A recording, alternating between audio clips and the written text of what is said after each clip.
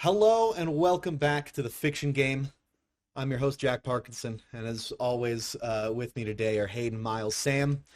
We're going to start a new campaign for you this week, and we're having a more relaxed approach to it. Rather than me constantly addressing the fact that we're streaming, we're basically just going to play a game.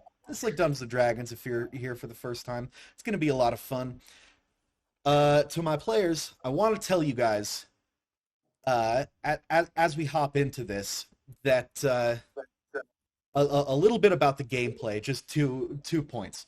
First of all, we talked a lot in the first campaign about you guys kept having like great character moments, and I really wanted to reward that, but we didn't really have like a system for that. So we're introducing a luck point mechanic for this campaign. You make a good character decision, you will receive a luck point, maybe even two.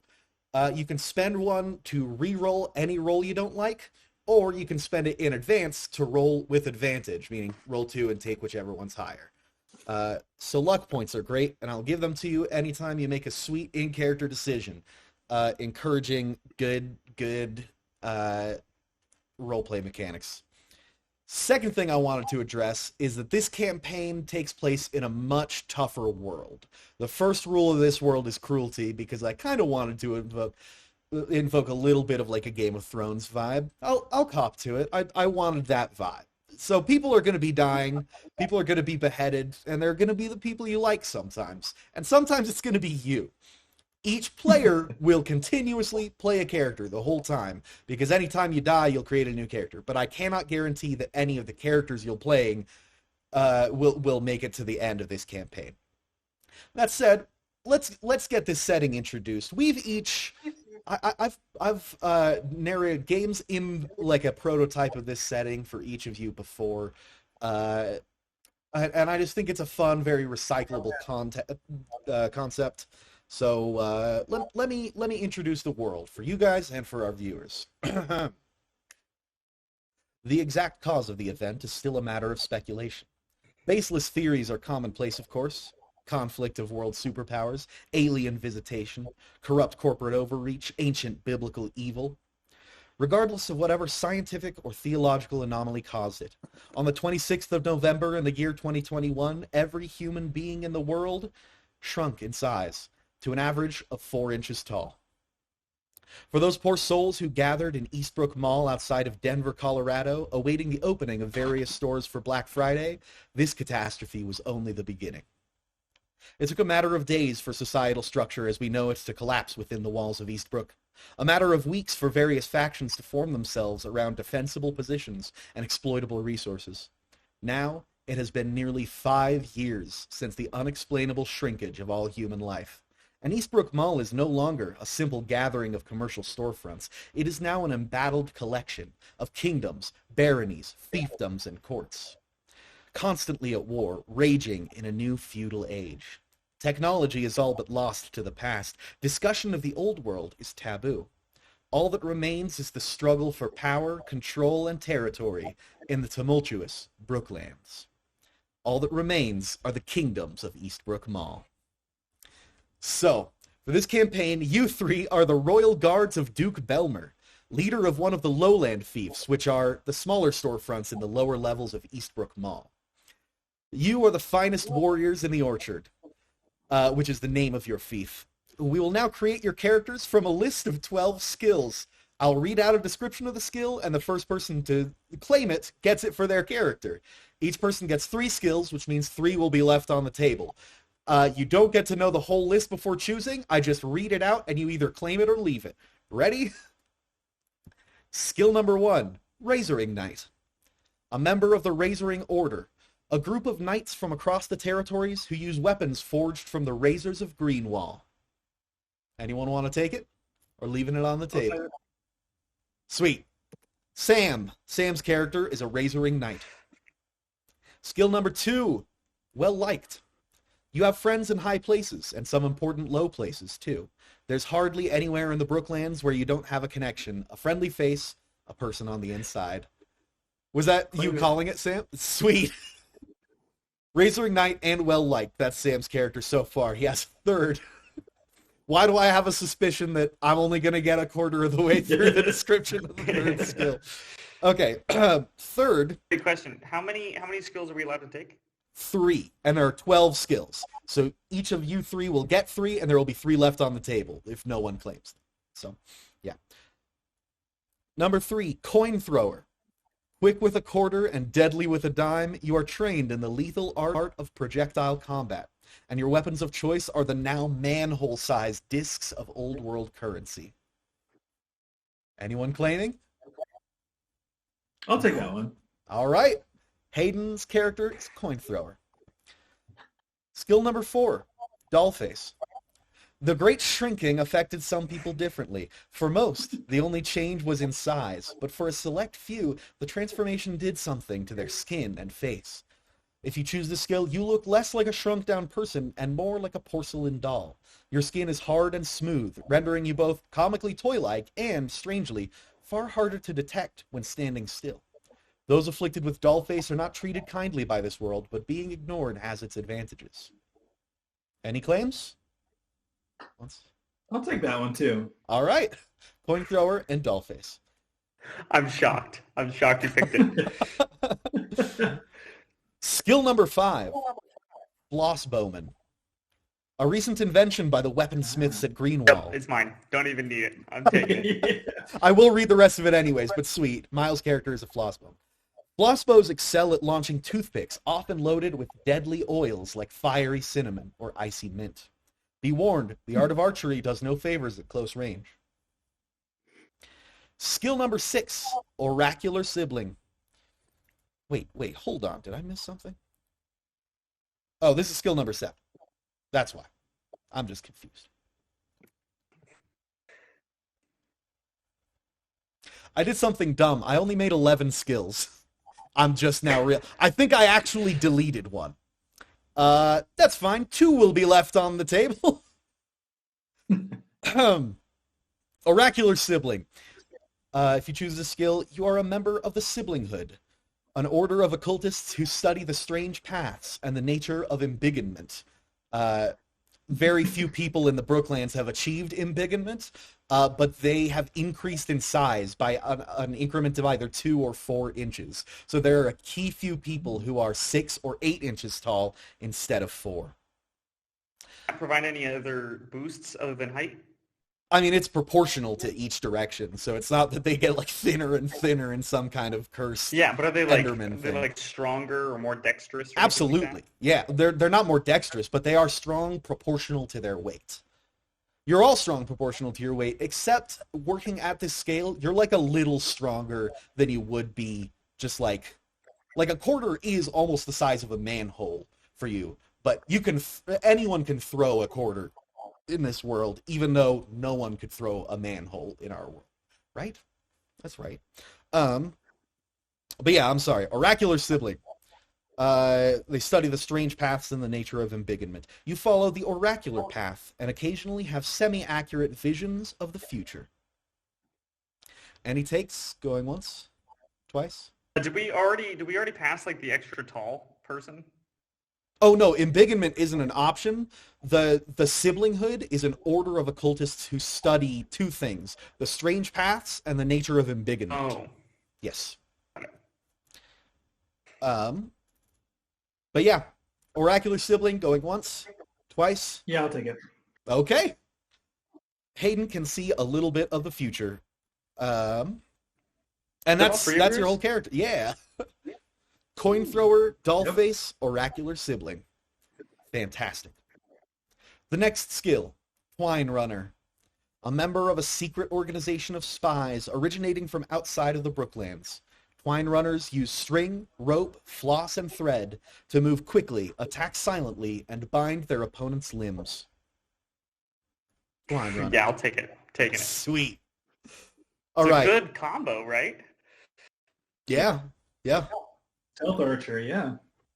I actually, that was one of the things that occurred to me immediately, like in terms of looking for synergies between these. I was like, oh, the ability to change the space between you and an enemy and to use a bow, in addition to which like you're specialized in like thread and rope and floss and you use a floss bow. Mm-hmm. Sweet. It's awesome. Um, yeah, love that. Miles's character, Flossbowman and Twine Runner.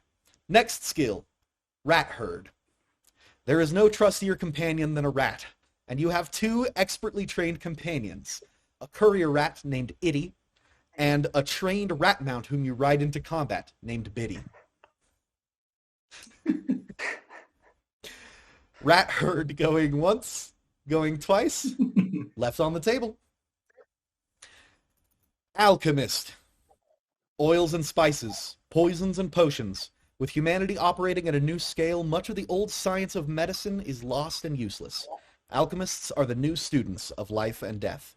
Your concoctions are found in the pouch of every healer and on the tip of every blade. Alchemist. Sweet. Is that your three? Yeah. Razoring Knight, well-liked. Alchemist. Love that as well. Only two skills left. And Miles, what do you already have? You have Flossbowman and Twine Runner. All right. Correct. Second to last skill, Specialist. Pick one skill you have already chosen. You are not only skilled in that area, you are the foremost expert in all the Brooklands. It's Yeah, only Miles. I'm taking it. Taking taking Specialist. Right on. Yeah. I apply it to my. Oh, what's the better one to do? Movement, or I guess would it be damage at that point? Yeah, do you want to be like the best archer or the best Spider-Man? There's no point in being a good Spider-Man if I'm a bad archer. So archer. All right, all right. The best archer in the Brooklands, the best shot in the West. Right on. For the record, the last skill was well-rounded, which is pick the two skills not already claimed. So, Dang. could have had it. Well, that's how it Could have been a goes. contender. Could have been a rat herd. All right. Last thing to decide on is your names. We can also talk about who you were before, like 5 years ago, before all of humanity was shrunk down to 4 inches tall. But as for like how it's relevant to the plot, it is forbidden by an oath that is universal to all of the kingdoms, baronies, fiefs, and courts of the Brooklands that the past before the shrinking is not discussed. The oath is called the Oath of the Dawn, and the event is called the Dawn. There are a key few in the Brooklands who refuse, under any circumstances, to follow the Oath of the Dawn. They're referred to as the Modernists.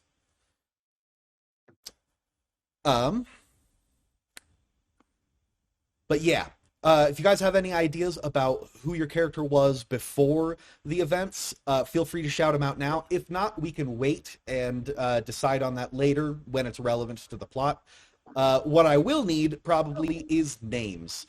Many people have kept the same name they had pre-dawn, but many have chosen a new name to fit the sort of feudal era that you find yourselves in, which is interesting because it's not actually like medieval Europe, but everyone kind of started treating it like medieval Europe at some point, and so they all have the kind of names that don't actually have a basis in medieval Europe, but do kind of sound Game of Thrones-ish. Basically, everyone has D&D names that they've given themselves, and there is no linguistic consistency between who picks what, and like where they're from or what they do.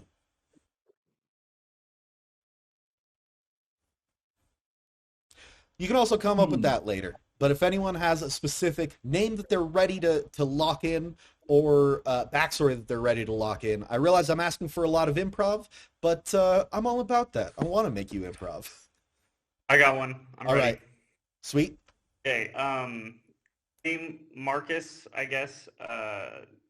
It's the name I for. Before the dawn, I try to tell everybody now I am Marco, so I go by Marco. And I guess backstory, can I be like not to be cringy. I want to be cringy as a backstory. I want to be Your the character kid could who, be like, cringy without went- you being cringy. That's totally an Okay, option. cool. Okay, just want to make sure. As like a kid, I'm assuming we're probably like 19, 18, after 5 years of shrinkage, right? Mm. So you were 14 or 15, or really young, 13 or super 14. young. Yeah. Used to go hunting with family, I guess, and got, decent with the bow. And due to traumatic events, I'll leave it up to the DM to decide what traumatic event during the dawn triggered this. But I was left alone one way or the other and decided that the only method of life was to be able to defend it.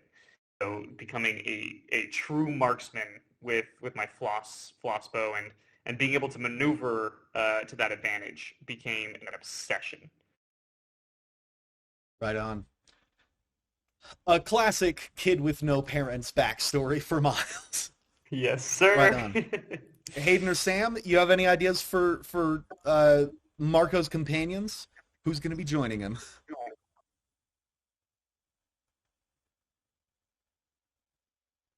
Okay, to riff off of that, I think my character is going to be a parent with no kid. Like, I was a 65-year-old kind of just reached retirement age, and I was at the mall on Black Friday to buy my now grown child who hasn't talked to me in years something for Black Friday. And I met Marco, and Marco reminded me of the kid that I no longer have any connection to. So Incredibly wholesome. I love it. Do you have a name? No worries if you don't. I can only think of Game of Thrones names, so no, I'm gonna need some more time. It's a universal problem. George took all the good ones. Yep. All right, Sam, do you have a character backstory? I feel a little bad. Hayden and Miles' characters are already intrinsically linked, just like the last. It's like the last Sorry. one. I feel Part bad of if the it's family. 2 and 1. Yeah. Yeah. Somehow, can you wrap yourself in? Improv challenge. Maybe I was at the mall at GameStop because I am an aspiring Major League StarCraft player. Yes. And I never go by my gamer tag, obviously, Oh, which is yes. Irish Gambino. Irish Gambino. I love It's it. flawless. No numbers. You don't introduce yourself as Irish Gambino 92. Is in the 69s because that's the easiest to say out loud. So. And I have to know, do you introduce yourself as Gambino or Irish Gambino?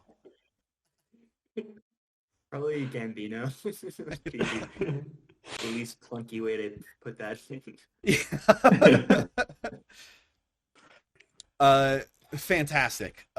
Marco, an old man and a gamer. I'm gonna say my character's too old to feel like I need a new name. I've stuck with Jeff for my whole life, so I'm just Jeff. That fantastic. Marco, Jeff, and Irish Gambino are the 3 guards of Duke Belmer. That's a classic D&D party if I've ever seen one. All you need is a character named Pizza, and you are locked in on that. All right, fantastic.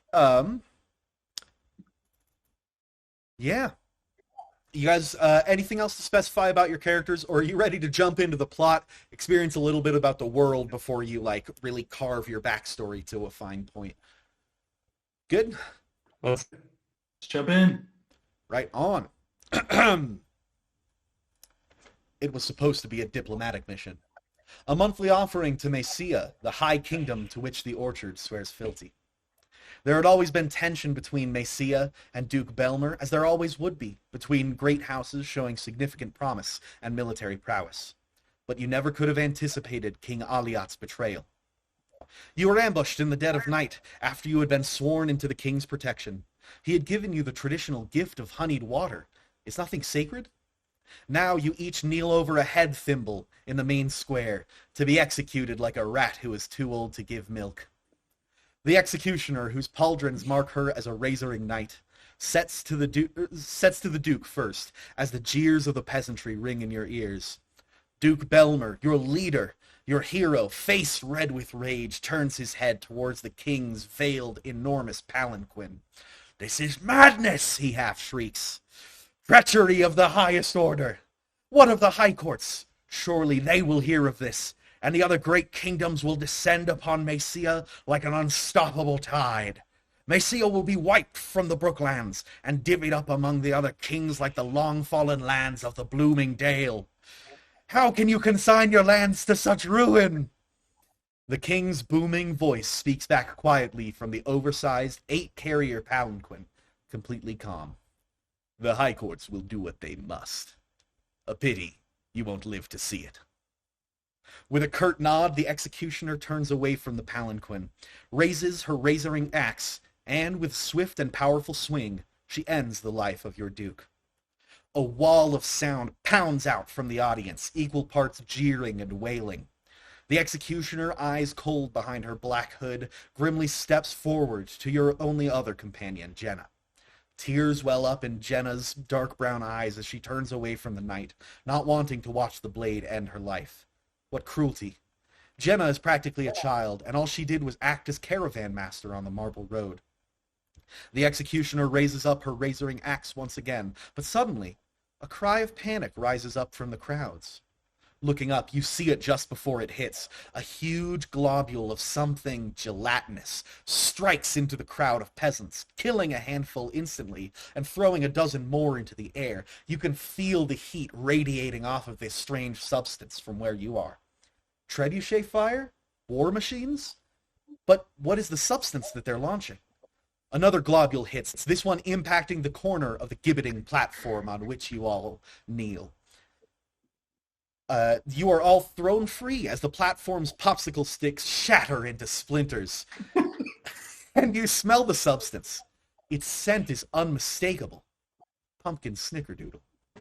An attack from the Gingamites? But how did they get trebuchets? The only faction with such advanced war machines is the great kingdom of Krattenbarl.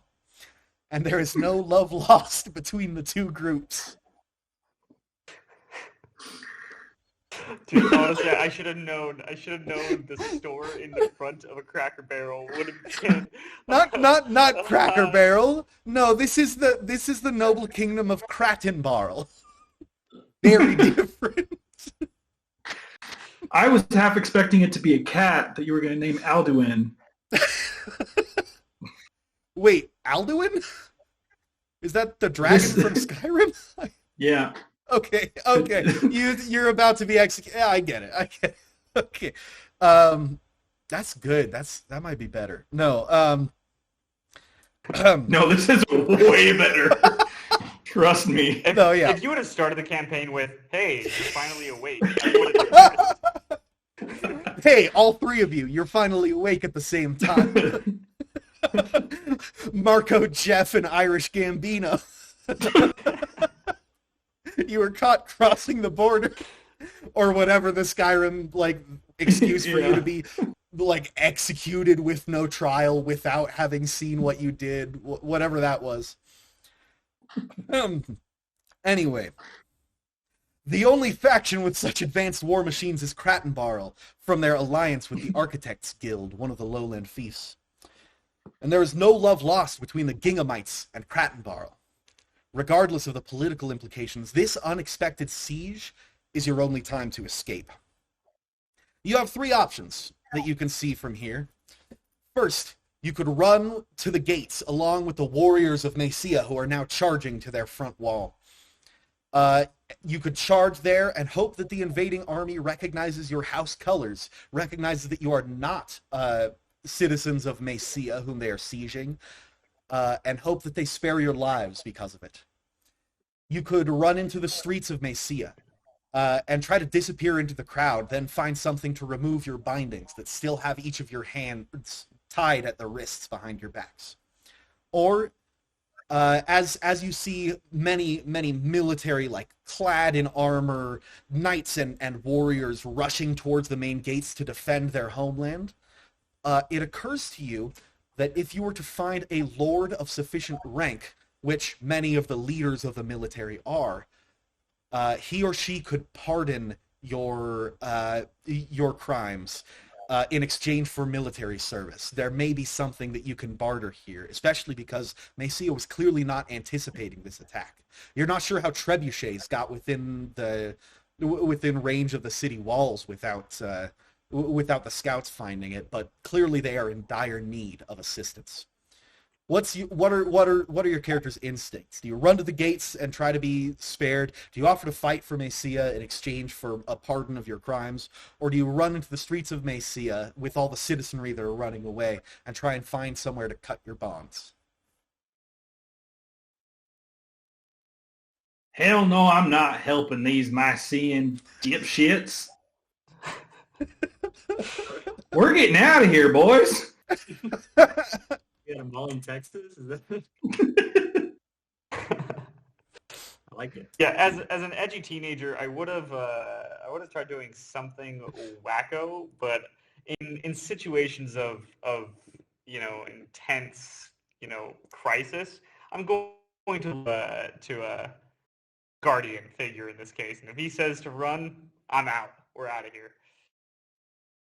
Right on. Does Gambino have any input on the decision? Gambino is in shock right now, and he's just going to follow after Jeff, because Jeff seems to know what's up. Right on. Jeff, as the impromptu leader for this situation, which way do you run? Towards the gates of the invading army, or along with the citizenry, away from the point of impact of the Gingamite Brigade? I want to try and blend in. Right on. I mean, as much as we can with, handcuffs or whatever we've got on. Yeah. The executioner immediately got up from the wreckage and began charging in. The king isn't paying attention to you anymore. He has stood up, and he is one of the few who have achieved embiggenment. So he hulks at a massive 8 inches, twice the height of the next tallest soldier, and draws an enormous blade, not a razoring blade from Greenwall, but a blade seemingly forged from the metal of the racks of a department store. They just pulled that out and pounded it into shape. So he's got a hand-forged weapon and is immediately beginning to charge towards his own gate, and at one point kneels, slides under a falling globule of wax that splashes onto the peasantry behind him. So no one has their eyes on you. You definitely have the opportunity to blend into this crowd. All three of you, roll me a simple check to blend into the crowd. That's 1d20, and then roll a second d20 for your attempts to find something with which to sever your bonds. Ooh. With a 17, a 20, and a 10, you as a group do an excellent job of pulling into one of the larger crowds, and it is largely unnoticed that you are wearing the wrong colors or that your wrists are bound. You are just parts of a writhing sea of bodies fleeing from this attack. And with a 7, a 12, and a 3, you are unfortunately unable to find anything with which to sever your bonds. Now, the good news is each of your weapons is still kept nearby in a sort of half caravan, still covered and right next to the king's palanquin. It's where they kept all of your personal belongings. So there's a bow in there. There's a razoring blade. There's let's see. Trying to remember everything that everyone had. There's like alchemical supplies. All of your weaponry that you want to use is in there, but unfortunately it is being mobbed by groups of like armed militia. uh if you are to go and grab everything, it's probably best to send one person, and you will be sneaking into a group of armed enemies while your wrists are bound. So it's extremely dangerous. You could either keep running away or go back to the guaranteed blade, but also pretty likely danger.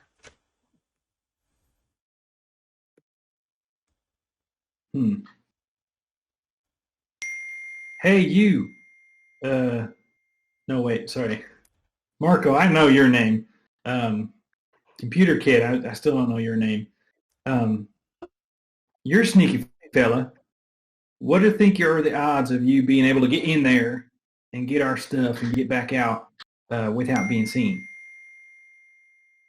Yeah, I could probably do that. That doesn't seem like a problem, says I.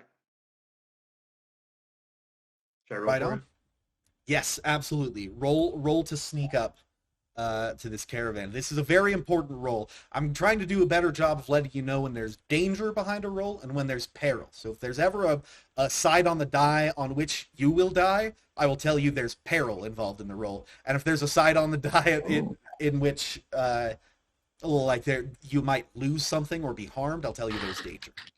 So, but a 15 is an excellent roll. You manage to sneak over, crouched with your wrist tied behind your back, but you are able to sneak under the watchful gaze of all of these warriors who are charging the gates as more and more globules of molten cinnamony wax are launched over the makeshift wall at the front of this what used to be a storefront back before the dawn. You oh, sorry. I've just realized that I'm capturing my desktop audio and someone keeps texting me, and so there are extremely loud dings echoing out over the stream right now because we're just that kind of quality broadcast that you can only get here on Twitch. That sounds like I'm making fun of Twitch. I love Twitch. Doesn't matter. Yeah, you managed to sneak up, and looking in, you do indeed see. Let's go through this list of skills and what you'd be carrying. First of all, you see your razoring weapon. Now, this brings me to a question. There are 3 razoring weapons manufactured by the weaponsmiths at Greenwall. The first is a broadsword. It's basically a small handle and then 2 razors, making one like very large blade with which to cut, slash, or like smash. Second, you could have I'm sorry, there are 4. Second, you could have a razoring axe, which rather than having 2 blades, has a single blade at the end of a long handle that gives you more handle to work with to adjust your grip, and has a lot more weight at the end. It's weighted down with some like lead marble that they found and fused into the middle of the razors to give it more chopping weight. That's what the executioner had. She was also a razoring knight. Third, you could pick a cestus, which is like a razor with a handle that works sort of like a leather glove, so that the razor goes across like this. You can use it as a shield, or you can use it with punching really close range attacks. It's light and versatile, but the range is severely lacking. It's hard to close the distance on someone enough to use a weapon like this. Or last of all, on the opposite end of the spectrum, you could have a razoring halberd, which is like an axe but twice the length. It's a huge polearm, and it isn't weighted at the tip because that would be an absurd amount of weight to have on that big of a torque lever away from you. I don't want to get all like For Honor nerdy about the physics of medieval weapons, but they all have their pros and cons. I will use the sword.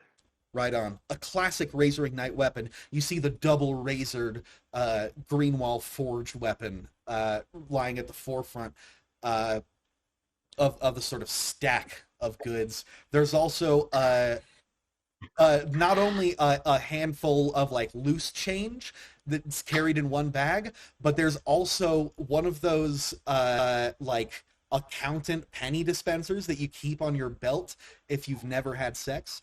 and that dispenses like one coin at a time, latched to like a backpack strap, so that Hayden's character can reach back, slide one penny out, and get ready to throw it. That's sick. Yep. He not only can See what else. throw a manhole cover, he can carry like a dozen of them on his back. Yes, and this is where the weight relative to size comes into play. If you've ever seen an ant carry many times its own body weight, that's because even when you shrink something down, the fundamental particles aren't actually getting smaller. Like the distance between atoms doesn't change, and so there's like just a higher density of function. I don't really know how to Called the square describe cube it, law, right? something like that. Yeah, the inverse square law. Inverse square. Actually, square cube ratio or square cube law might be a thing as well.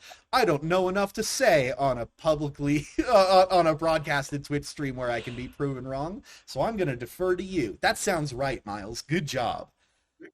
But yeah, in addition, there is a floss bow and a quiver of half mint, half cinnamon arrows. And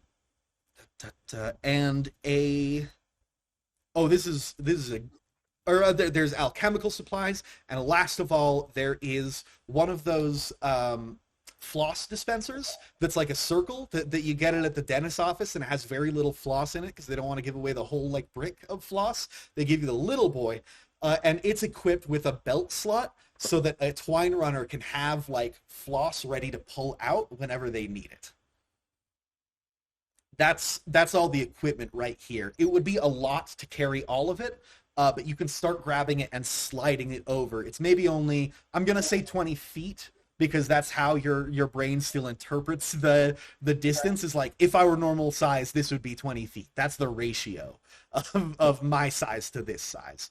I'm not going to calculate how many inches that would be, but it's not far that you can start sliding stuff. But the more time you spend here, the more likely that you will be seen by the warriors, or that one of the sort of bioweapons that are being launched over the gates right now will impact close enough to damage you. So what do you grab first? Probably my sword. Right on.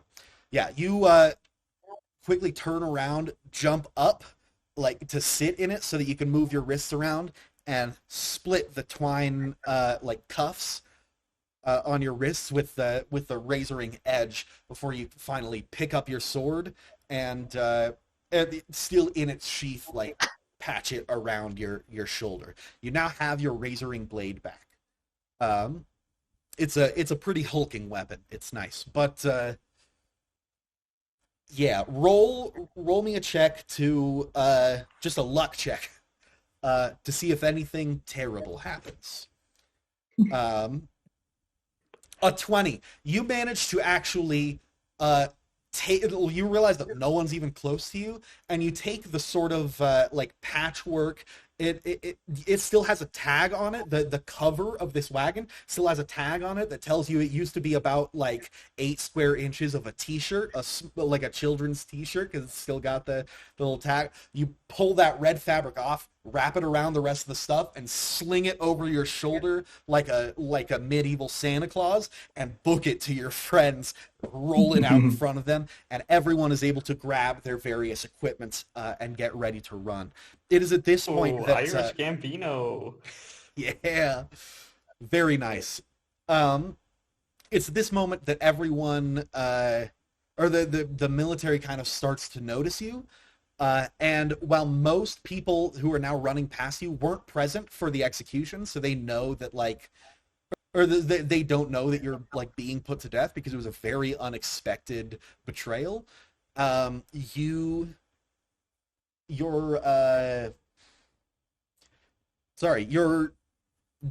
start to notice you now that you're heavily armed, basically, because you've got big blade, big bow, big thing of coins.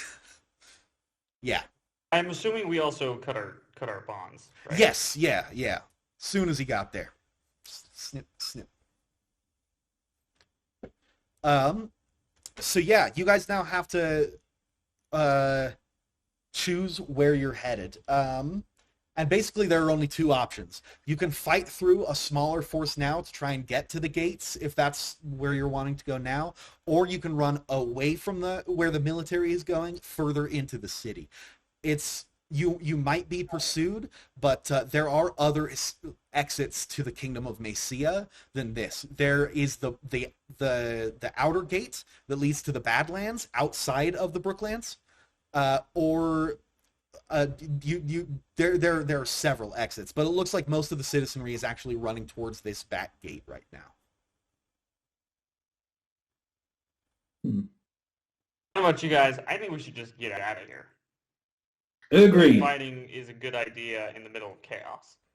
Right on. Yeah, you guys start to peel away from this military group. Roll me a quick, just like speed check to make sure you're going to outrun these guys, because they may interpret like your presence as, oh, they're already within the gates, like they had infiltrators. I'm going to take it in stride altogether. Jeff pulls Gambino along for a good part of the way, but you guys make it up and to the very complex, multi-layered streets of Mysia that used to just be like the walking ways between the aisles of this department store. There are now like structures not only in the shelves where products used to be. There are makeshift shelters made of popsicle sticks or cloth tied like tarps around, but there's starting to be like multiple layers of housing on the ground, sort of like Morocco style, you know? And you guys have to start. I'm thinking of Marrakesh, not Morocco. I've played Hitman. The different like layers, you guys kind of scatter among those and are running on like the tops of buildings and the bottoms. If as you guys start to make progress and make it a ways away, looking back, you see that the gates are starting to like take damage and break inward as the invading force continues to use like machines of war to break down the gates, and they're really starting to decimate the civilian population as the trebuchet fire gets further and further out from the gates. It's not looking good for Mysia right now, which is fine as long as you're concerned like politically, because they just betrayed you and you'd very much like to see them suffer for it. But it's also bad news because you are in Mysia right now. And it's never good to be in a place that's under siege. You guys start to book it towards the back walls, or the rear gate of Mysia. That's the exit to the outside into the Badlands. And you see mobs of people starting to push against the door, trying to get it to open, and it does start to bend. But as they do so, you hear from the outside like more noises of war, and several arrows pick off the first of the citizens of Mysia that start to run out into the Badlands, and there's this conflux of people start to turn around and try to run back, and people are still running forward, and they start to splay outwards, and they're just being eviscerated by toothpick arrows flying from either side. It seems that whoever's attacking, whether it be Kratenbarl or the Gingamites or a combination of the two and maybe more armies, they were ready for the citizenry to try to escape, and they are now tearing them down. This is a thorough decimation of this population. And so you guys start to look around. Let me see. Jeff. Oh no, I'm sorry. It's not Gambino. Irish Gambino is well liked. You've been to each of the kingdoms on trade missions or diplomatic missions. You've traveled the Brooklands pretty thoroughly, and some of your friends in low places showed you an alternate route that you might be able to take out of here. You see, the main method of travel between the kingdoms, the baronies, the fiefs, the courts, is to travel on the marble road, which is the flooring that's between all of the storefronts. The Marble Road is patrolled by the Marble Knights, who stop caravans from being like attacked and make sure that everyone like has permission to be entering the areas that they're in. The Marble Knights just serve the whole of the Brooklands. But there is an alternate to the Marble Road that some few travelers take when they don't wish for their cargo to be well known or seen by any other factions. They take what's colloquially known as the Iron Road, a small collection of metal-clad tunnels that travels between each of the travels behind the walls of this place. During the day when the power is still on in the mall, it pushes hot or cold air through, and it is often hard to stand still in these windy tunnels. But when it comes to transporting illicit goods from territory to territory, there's not really a better option. The Marble Knights will take you down, and they do search cargo regularly. So, it is because Question of for these... you, real quick. Yes, absolutely. Is electricity from before the dawn still working? That's a great question. It is forbidden to discuss, but you know, especially being a resident of Orchard, which is the lowland fief that you are all from, that Duke Belmer leads or led until a couple minutes ago.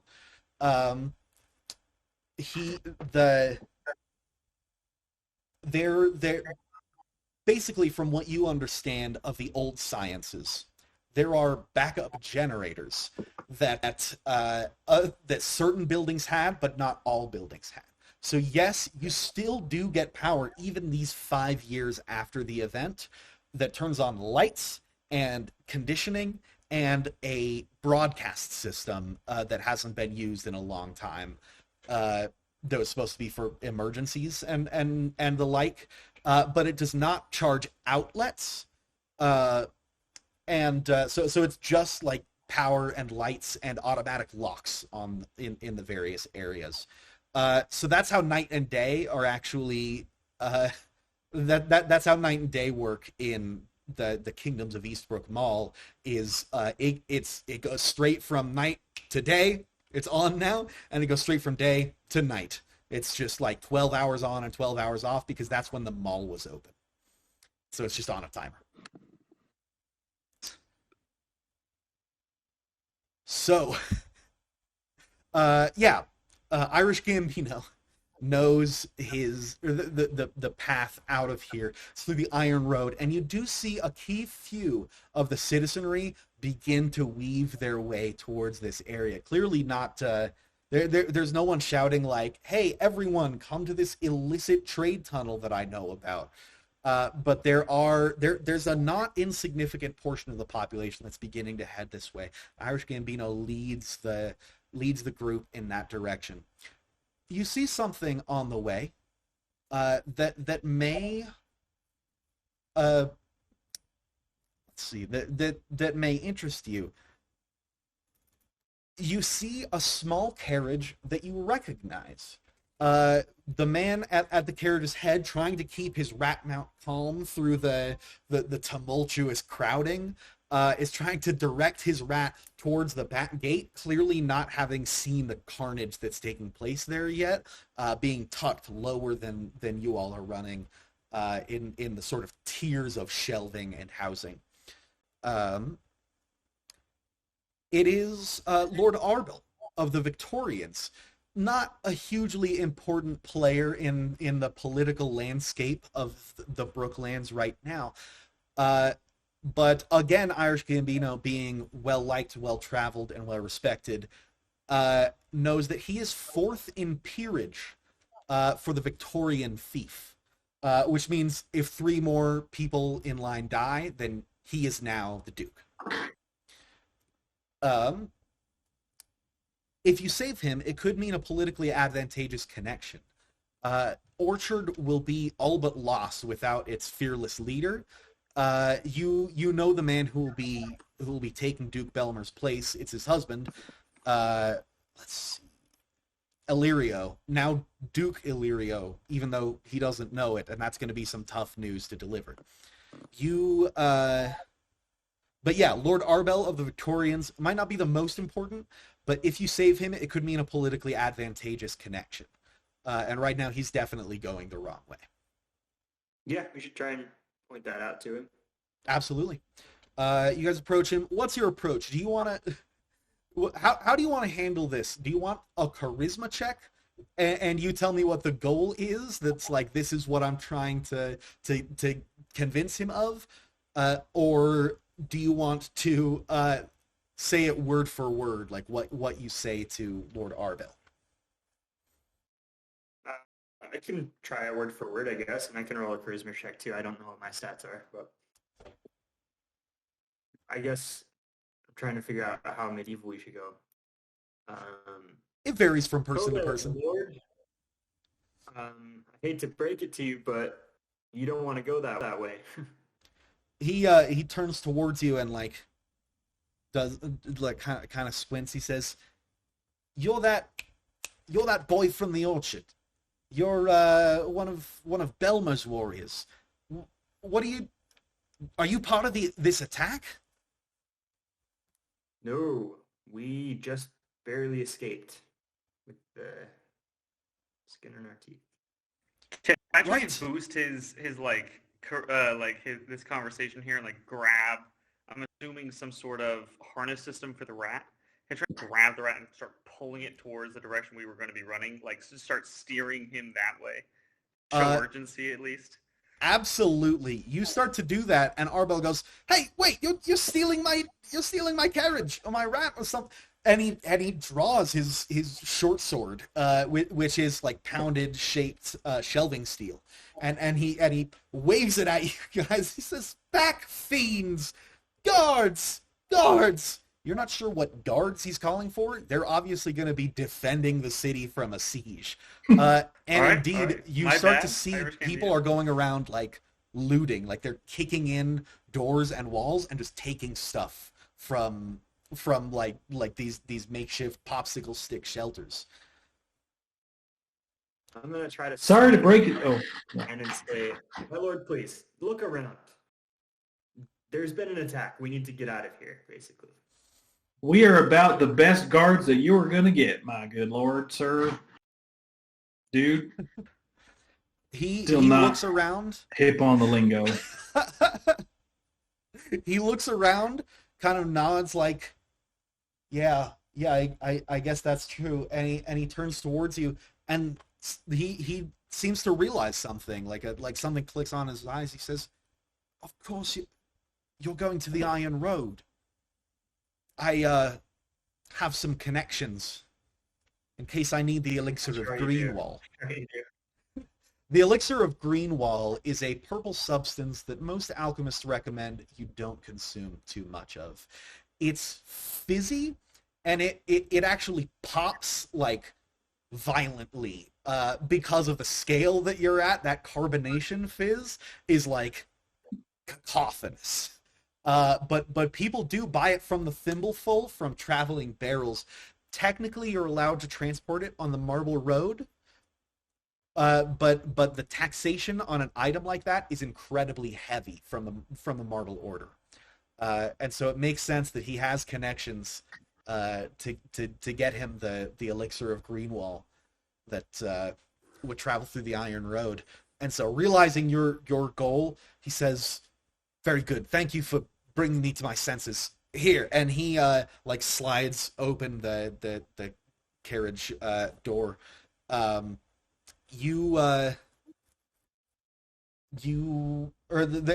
There's a woman in there in like a very bright red dress who like kind of looks surprised, and Arbel says that they're traveling with us. They're going to save us, and he invites you all to hop into his carriage.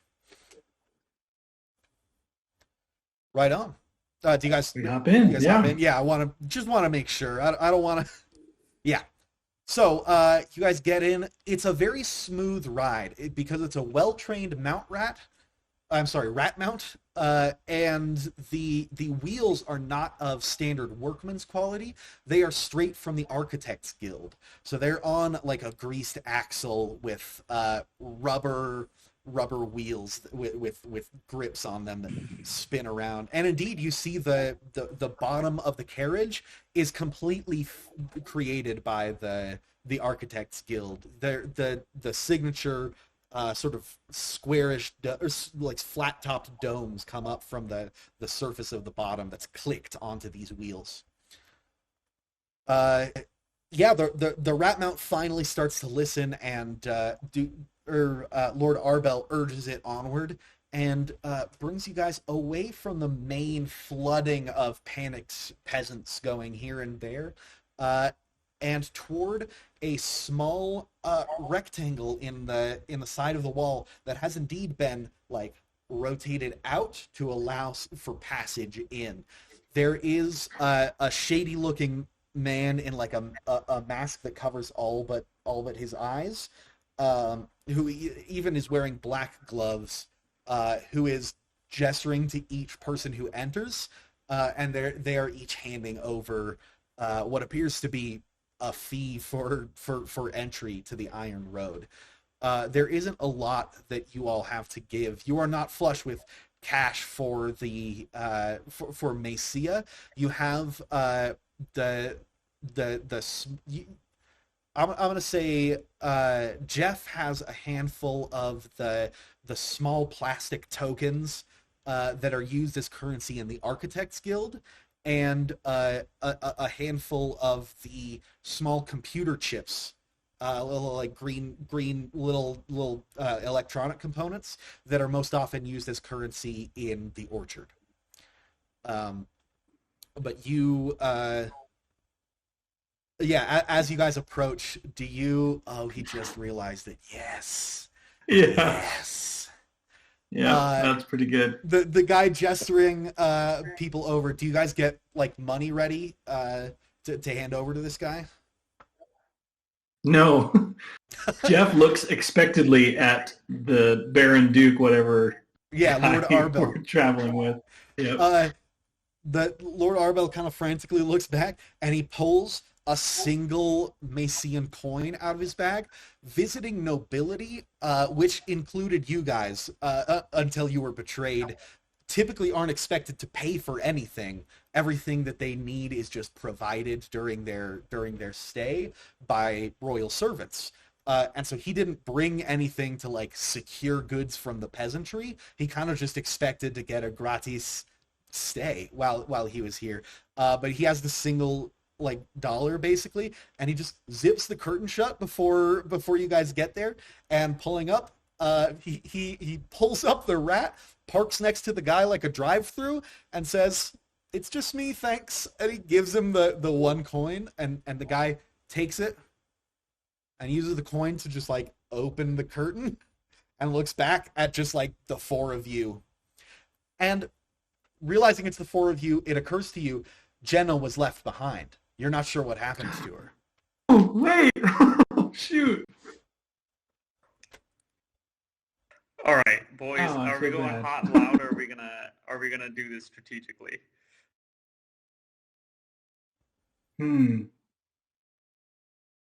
What is the reaction of the guy that opens the curtain and sees four of us?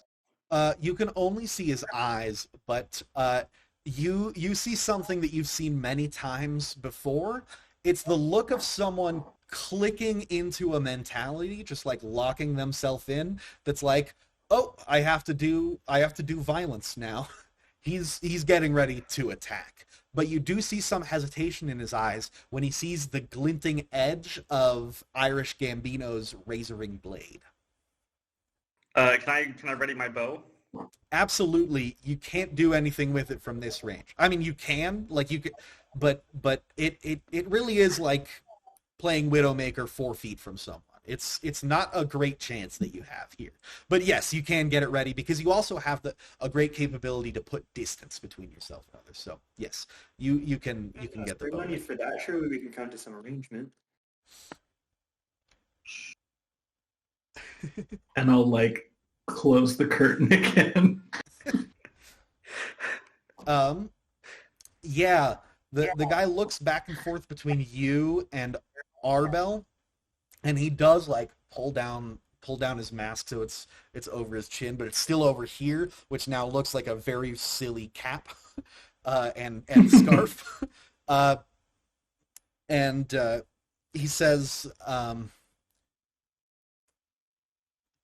what sort of arrangement do you propose we come to? And he does like a very subtle gesture with his left hand that lets you know that there's someone somewhere nearby watching him, that he has backup. Perhaps we could offer you what we already have but don't yet know.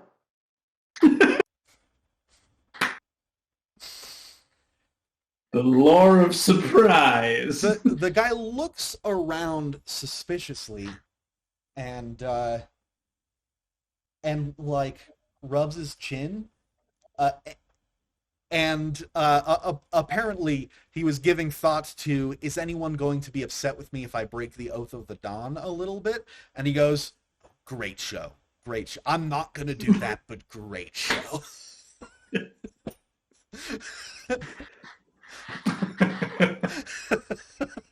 I really like that. That's funny. Sapkowski, genius, honestly. Have you read the books?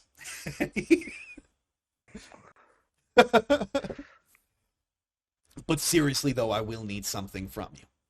Sword? I would take the sword. That would be enough for all of you. We're going to need that where we're going. And I'll take out my whatever money I had and offer it to him.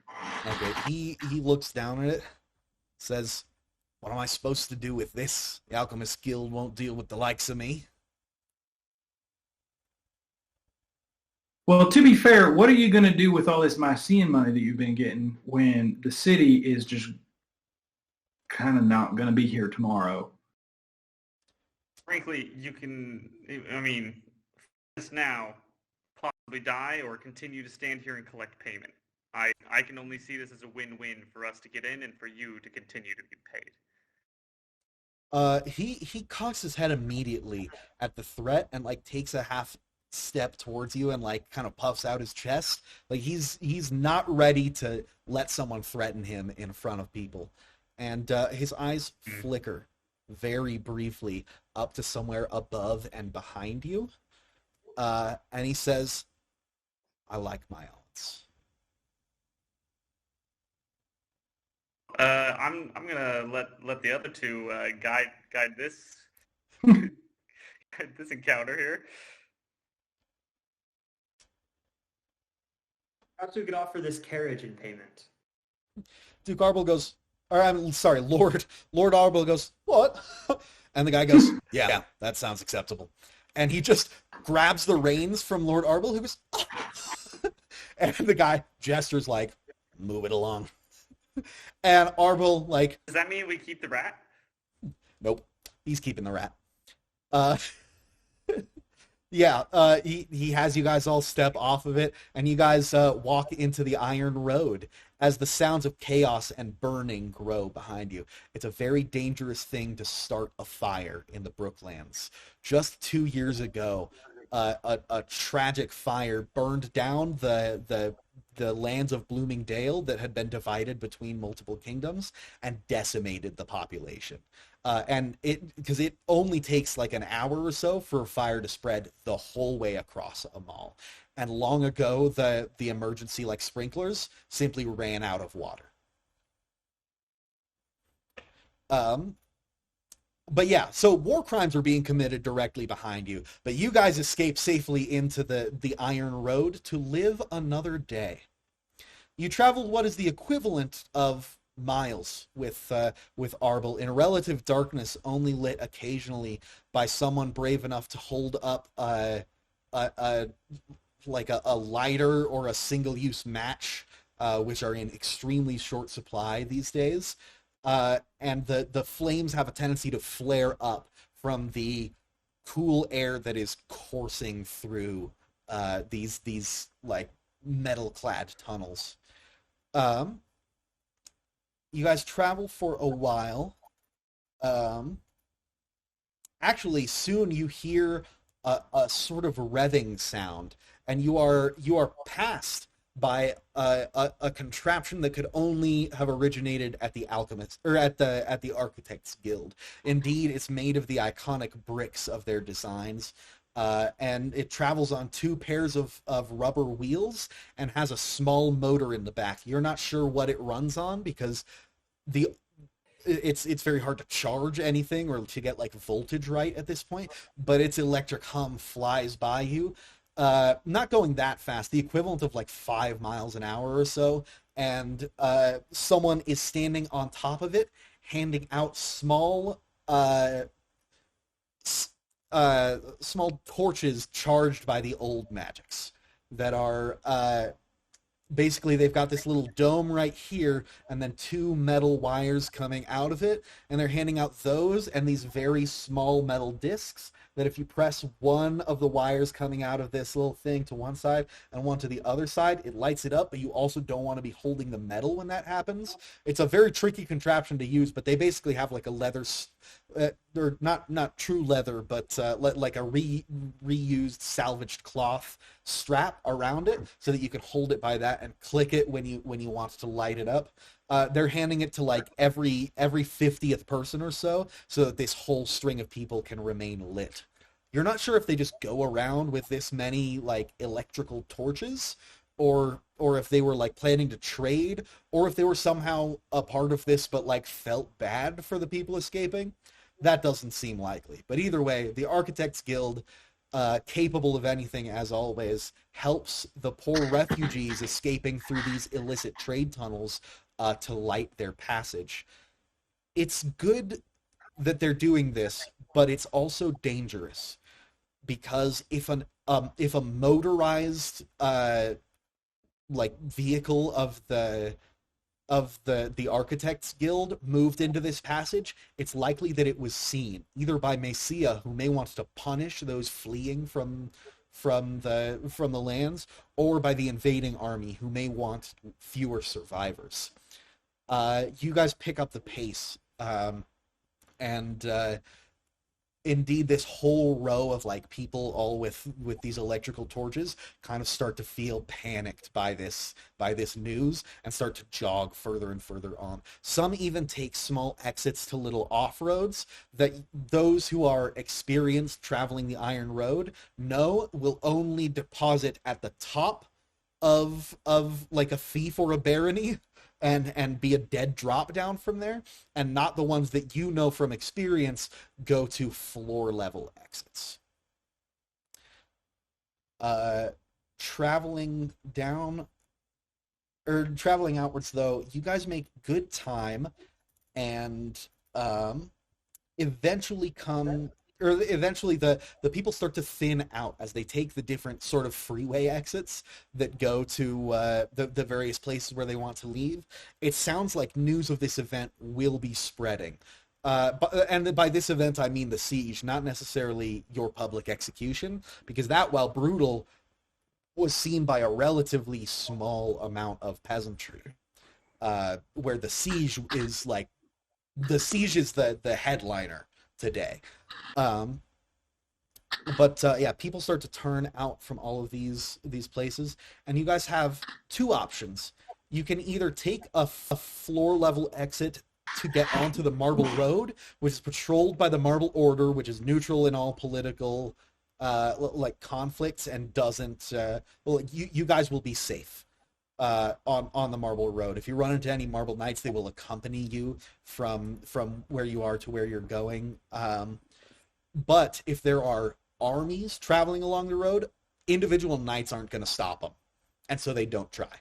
If people are like marching siege equipment, they're not touching it. In fact, the fact that it wasn't reported might mean that the Marble Knights like agreed to not say anything. But either way, you can either exit to the Marble Road here or try to take the Iron Road all the way to the one Iron Road exit in Orchard.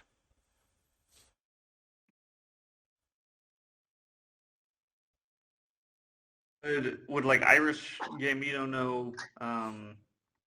how safe Iron Road would be all the way to the end?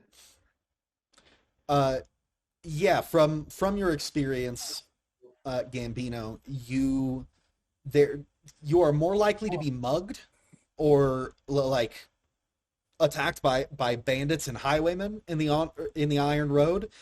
But there's not going to be any armies marching through the Iron Road. So if this war has a larger scope than you expect, and Orchard is caught in the crosshairs by one or more parties, then you might run into a force that you simply couldn't contest with if you go to the Marble Road. But if you keep going through the Iron Road, it's almost guaranteed you will come upon like a cutthroat. They travel these lanes constantly because the Iron Road lacks the protection that the Marble Road has. I think I would want to know if there were an army on the Marble Road, so I think we should take the Marble Road. Right on.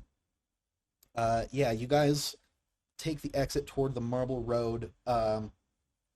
When you come to the large gate at the exit, like from the Iron Road onto the floor level of the Marble Road, it's at the edge of a long hallway, so an offshoot of the Marble Road. In the distance, you see a small patrol tower where where Marble Knights tends to stand and wait for anything to report or anyone to protect from.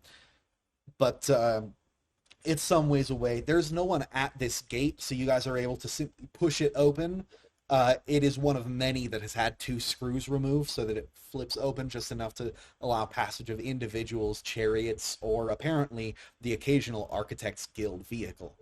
But there's no one to collect a threatening tax from you as you guys leave, opening it up for you 3 and Lord Arbel and his companion, who has not yet introduced herself, as you guys have rushed in hurried silence. Yeah, you guys exit out onto this Marble Road and travel for a ways. You get out safely to the main road, or you're about to, around the same time as a traveling caravan. You don't see any markings that say the locality that they're from or to whom they swear fealty, but you also don't see any guards. And indeed, you can see from here that the Marble Patrol Tower is empty, and there are no Marble Knights out to the left or to the right of you. I also want to mention, you guys haven't gone down, or it's dangerous to go down a floor in the Iron Road, because they don't really have, like, gradually slanted ones. You just kind of have to drop 10 feet, which is like dropping a quarter of a mile or something crazy. That so you guys exit at the ground floor of the Highlands, which is the upper floor of Eastbrook Mall. But yeah, looking left and right, there are no Marble Knights to be seen from here, which means a couple of things. It means that this caravan might be completely unprotected, which, if you are brutal enough, could be a distinct advantage for you. But there's always the chance that there's a court watcher nearby who will be able to report your crimes back to the courts, and therefore disseminate that information to the kingdoms, the baronies, and the fiefs. But yeah, you guys are approaching at the same time as this caravan. Could be a threat to you. It could be an opportunity for violence. Very, very lucrative violence. What is your guys' approach as you see this unmarked caravan?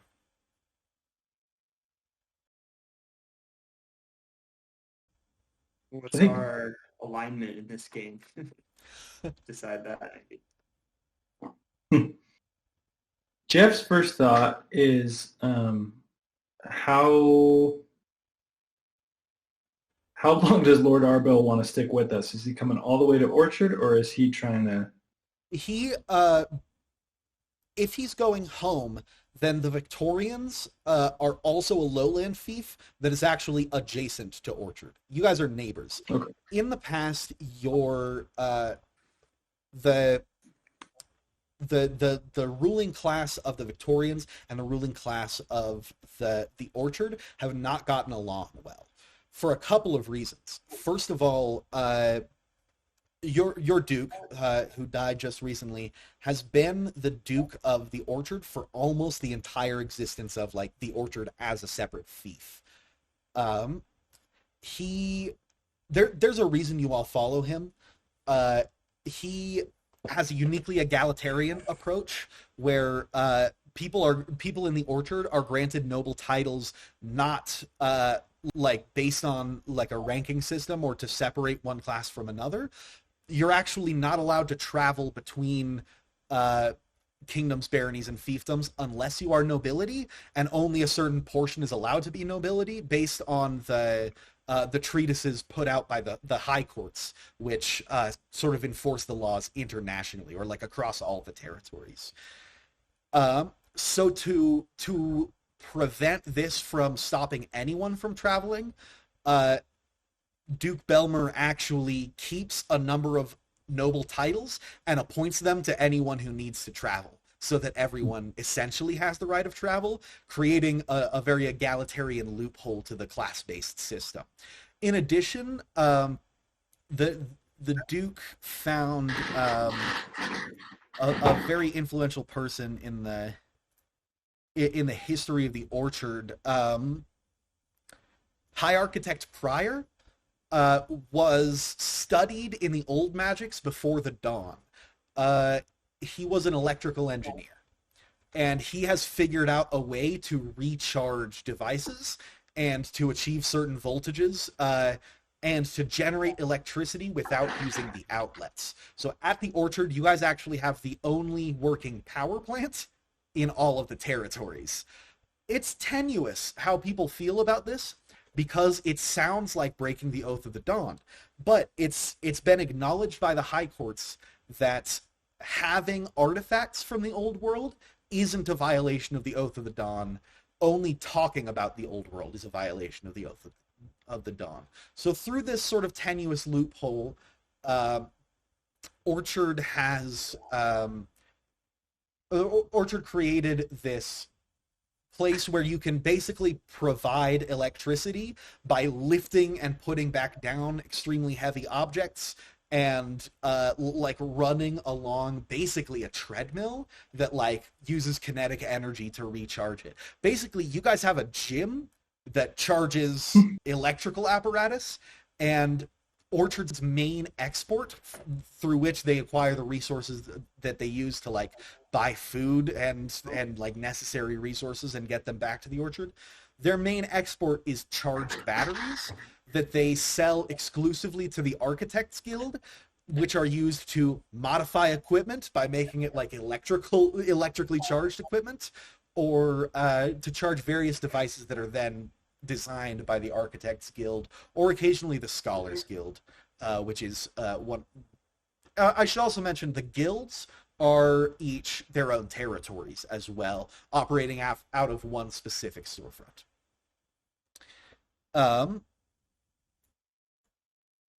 But I'm sorry, I was talking about how long Lord Arbel wants to travel with you guys. Yeah, you're side by side. There's historically been a lot of tension between the Victorians and the Orchard Kingdom. But I'm sorry, not the Orchard Kingdom, but the fief. He'll travel with you most of the way. Yeah, you're his only source of protection right now. If he finds a Marble Knight, he might be like, "Oh, I'll just follow them. Thanks for not killing me." Cool. Yeah, that was mainly my question, is like, do we dump him off with this caravan? Is he headed a different way, or is he sticking with us? But if there's no reason to engage with the caravan, I think Jeff would be like, let's just steer clear. Like, there's no reason for us to get involved in any way. Unless you guys are down for some loot, and I feel like it is a good day to, like, carpe diem, as they say. But for me, I just ran for like the equivalent of miles in that their iron thing, and I'm just tired. I don't really want to fight if I don't have to. Irish. Arbel nods and says, Well, I don't know what your approach to this is, but I say we see what they're selling first and then decide whether we'll be letting them go. And he says this like he's going to really be contributing to the fight. It's possible that he's a warrior, but you've never seen him fight. You three are trained warriors. That's a quick point of order. How many years has it been since the dawn, did you say? 5 years. Almost 5 years. Yep. I'm gonna go ahead and just say that I'm a lot more willing to kill people, as that's just kind of what I've done so far. I'm super willing to go check out their wares, and I've made it clear to my other party members throughout the years that I am quick to pull the trigger. To the point of flaw, I would say. Right on. All right. Let's do it. So you guys are checking out what they sell first and then deciding whether or not to kill them? Right on. You guys flag them down, and they do pull to a stop. To your surprise, the largest of the covered wagons, which is the only one being pulled by a rat. All the other ones are like hand carts, essentially. In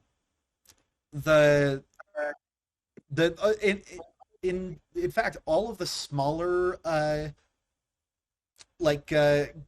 caravan or like covered wagons essentially are not of Architects Guild make, which might be because the Architects Guild charges very high prices for their finely constructed vehicles and the like. But the large one is of Architects Guild make, and when they pull to a stop, they flip the whole like opaque fabric open, creating a sort of stage on the largest of the covered wagons, in which 8 scantily clad individuals stand like very presentationally in front of, in the back, some banners that declare this to be, or this caravan to be, the members of the Orange Courtesans, which are a sort of pseudo guild operated by the Caesarate.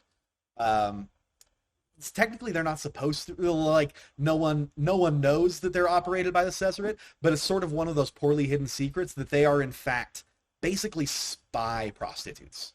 That they travel from place to place, not just like making money, but like gathering secrets to bring back to the Caesarate, which is one of the 4 high courts.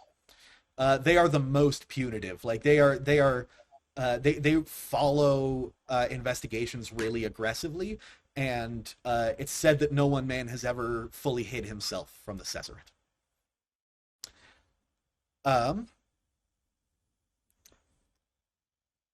But yeah, the front is full open, and a woman steps down from like the front, like the front of the carriage, and begins giving her spiel. Basically they have 6 women and 3 men, and she starts like detailing their skills very, very precisely. And neither Lord Arbel nor his traveling companion like blush at this at all. Like, and Arbel's nodding along like, yeah, no, okay, that makes sense. Please go on. I'm not touching this. Nope. It's worth noting the leader of the caravan says the prices for like spending time with each of the various people, and they're all around the same range except for the last person, a woman with the same strange visual condition as Jeff. She has doll face, and in fact like looks like a porcelain doll, and her quoted price is like 10 times higher than everyone else's.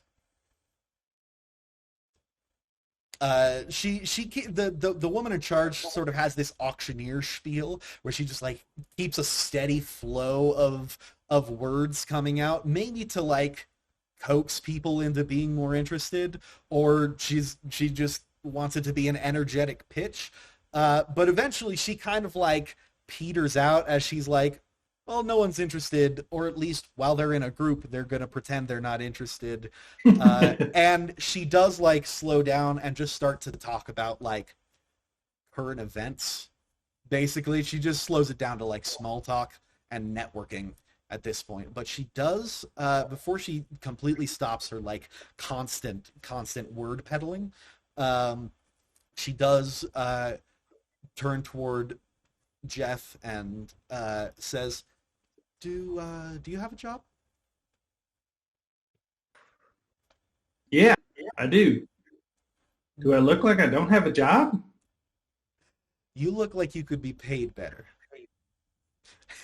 And she gives Oh. a very, very salacious grin. Oh, I appreciate where you're coming from. And despite what happened here, I'm what you call an old soul. And by that I mean I'm a really old dude. Like, it doesn't look like it, again, because I kind of got the best end of this deal. But Oh, I see. You can't make it happen.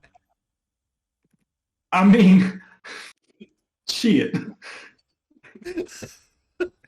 You'd have to drag me like that. She says,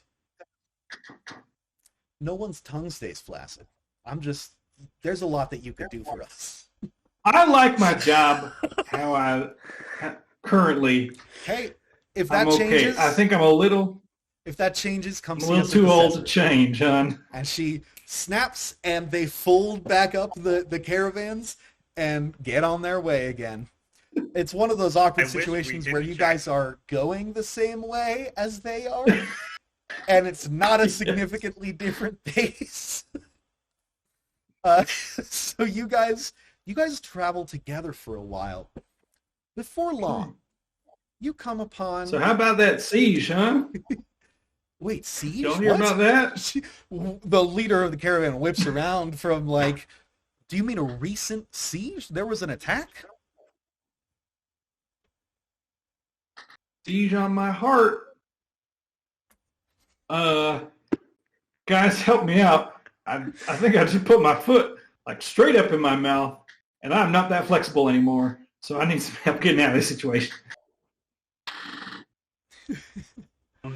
She says, we've been traveling the Marble Road for some time. We haven't seen anything of the like. Probably going to be making the word out to these Yeah. parts soonish. The Kingdom of Mysia was recently siege. Where we're coming from. As she furrows her brow, says, okay, thank you for this information. Who was it? Can't tell. We had to escape while we could. The slaughter. Concerning. And you must have come out from that iron gate. I see. We must return to the Caesarate. She says over to like the other like people who are pulling the like hand carts. And she says, judging by your colors, I'm guessing you understand the secondary function that the orange courtesans serve. This information is vital to us, and if we are the first to return it, what are your names? If you would like credit with the court's logbooks. Sorry, the High Court's logbooks. My name's Jeff. Before we're going around answering here, player and DM, is this like a good idea? Like even remotely? You're not sure what bad things they could do with your name. Unless they like are going to report you for taking the Iron Road. There's a slight chance of that, but the penalties for that are like minimal.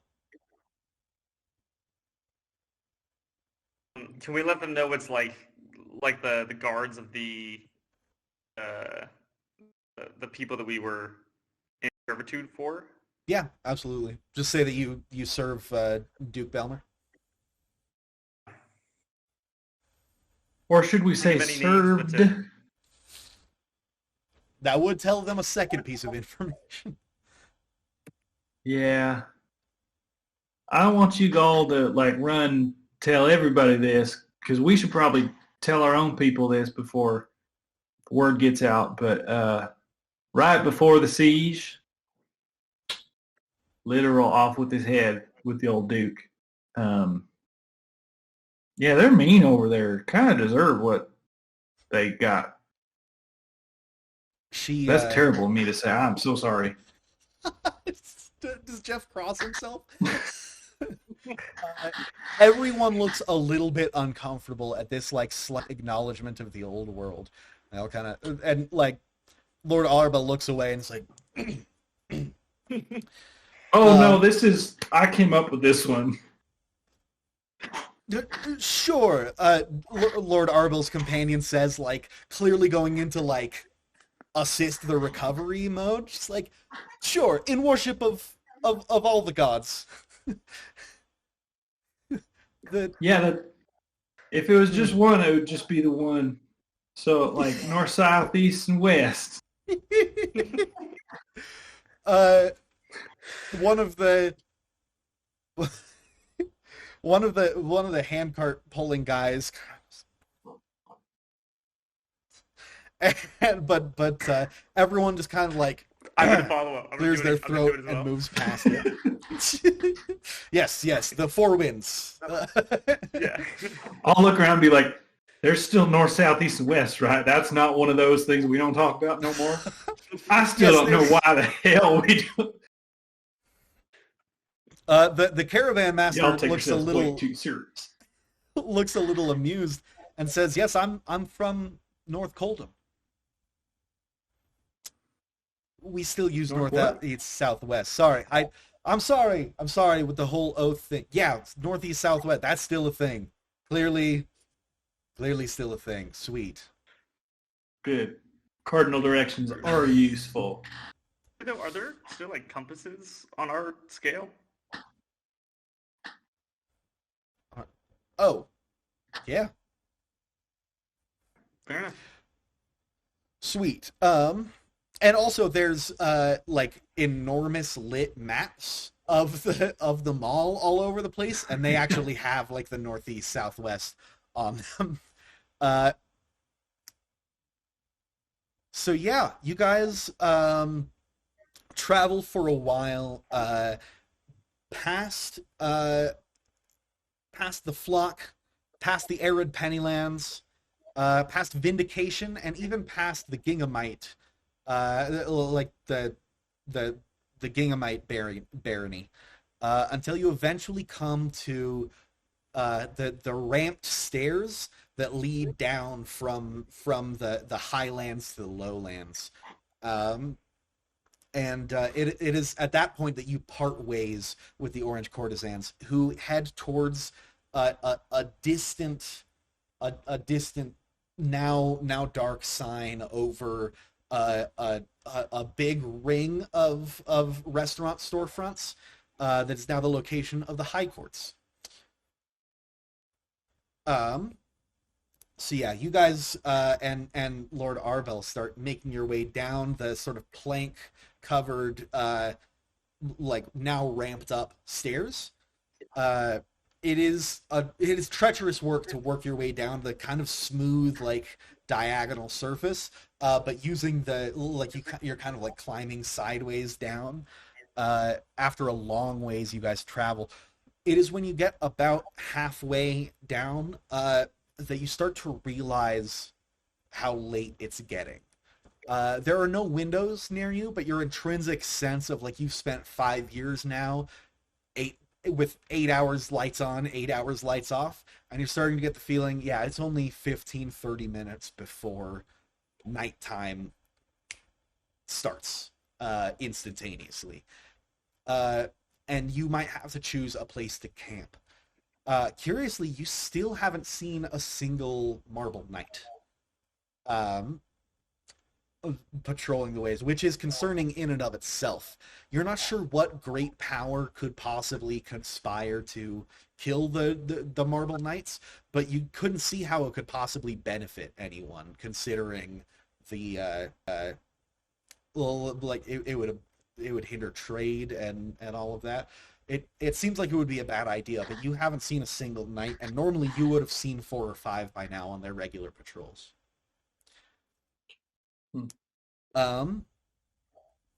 Yeah, if you guys travel further on, you'll be in the lands of Bloomingdale, which have been divvied up between the 4 great kingdoms and the Cesarate, which also took control of part of the area. It's the only court that holds territory outside of the High Court. But yeah, if you keep going, you'll be in Bloomingdale, and we'll have to travel. If you intend to travel through the night, you'll have to do so in that contested territory, with all of its burn marks up the walls, and a lot of tension between the factions, especially if they hear about this siege. But your other alternative is to spend the night here at this small platform before where the stairs turn, basically. It's a large area, and while you see several traveling parties and caravans in the very far distance, you are the only ones within a significant distance. The only problem is spending a night on the road is far more dangerous than spending one in a territory, because the Marble Knights do not patrol at night.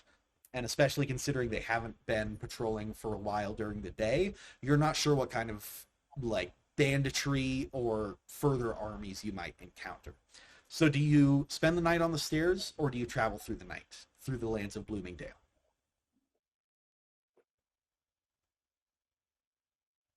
What do you think? Inclined to say camp. I don't like the idea of traveling at night, but I understand that be able to find some sort of shelter or something slightly better coverage to make it through the night, because staying still and being able to defend a position is going to be easier than to constantly change and adapt to new scenarios in the dark. Yeah. I mean, that's just an extra day that we'd be spending traveling instead.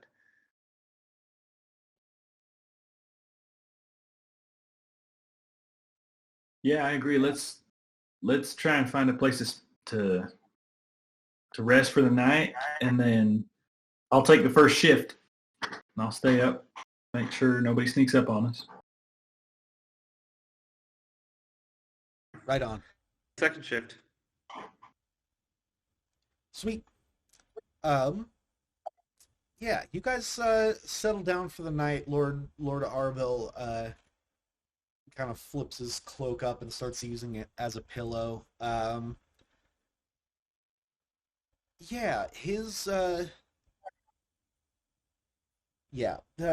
sense of time proves trustworthy, as very soon you see all the caravans and traveling parties on the road either pull into the nearest storefront and get ready to pay whatever trade tax there is for spending the night there, or 3 of them gather around another one of the Marble Order's patrol towers, so that those 3 caravans can guard each other and sort of circle the wagons.